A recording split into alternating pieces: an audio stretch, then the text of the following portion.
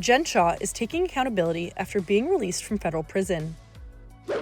In her first interview since serving 2 years and 9 months behind bars, the former Real Housewives of Salt Lake City star told People exclusively that she was wrong.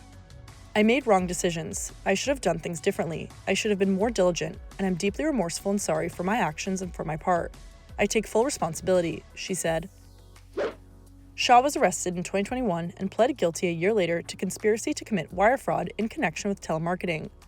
In 2023, she was sentenced to 78 months in prison for running a nationwide telemarketing fraud scheme that victimized thousands of innocent people from at least 2012 to 2021, according to the U.S. Attorney's Office, Southern District of New York. Shah is now serving the remainder of her sentence in home confinement after leaving prison in December 2025. Speaking with People, the reality star went on to claim that a long and very complex journey got her to that point, alleging, "And without relitigating it, I became involved in the case because I made horrible business decisions and I disregarded huge red flags.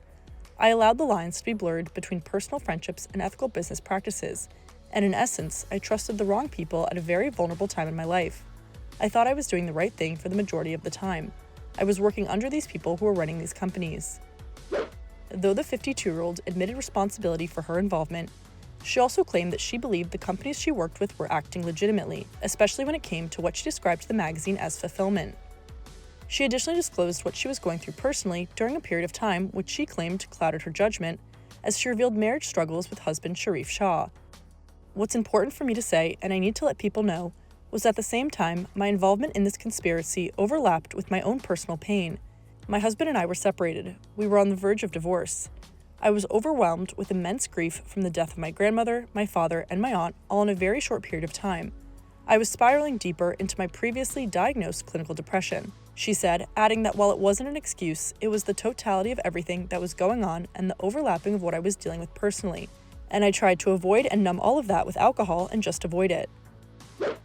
Shah, who initially alleged after her arrest that she was innocent, told the magazine that it wasn't until she and her legal team saw a plethora of evidence that she understood the magnitude of what she would face at trial, admitting in part that she saw for the first time that people were hurt.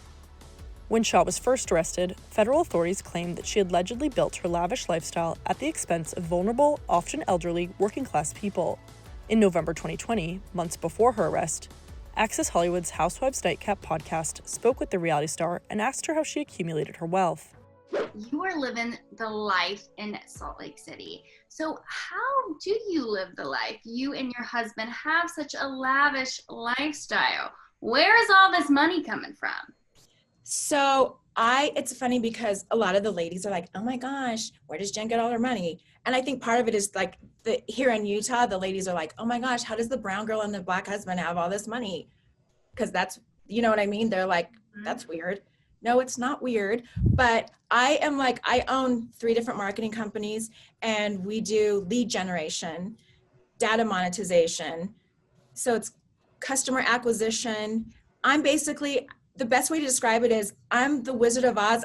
I'm like the one behind the curtain that nobody knows exists, but I'm the one making everything happen. So when ads are popping to you guys, when you're like, how the hell do they know I'm shopping at Neiman Marcus? That's me.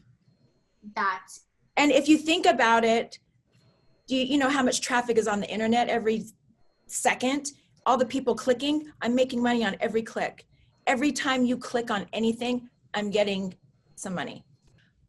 Because I've been blessed to be successful with like my marketing background and my companies, and I really found a niche within the direct response marketing world that I've been able to branch out and invest in, our fashion company, our skincare line, our lash line. I've been able to, people will come to me and I'll invest in their companies. So we've got a lot of different, investments, all different kinds of things, but I've been able to do it because of, what I've been able to carve out, the niche I've been able to carve out in the direct response marketing world.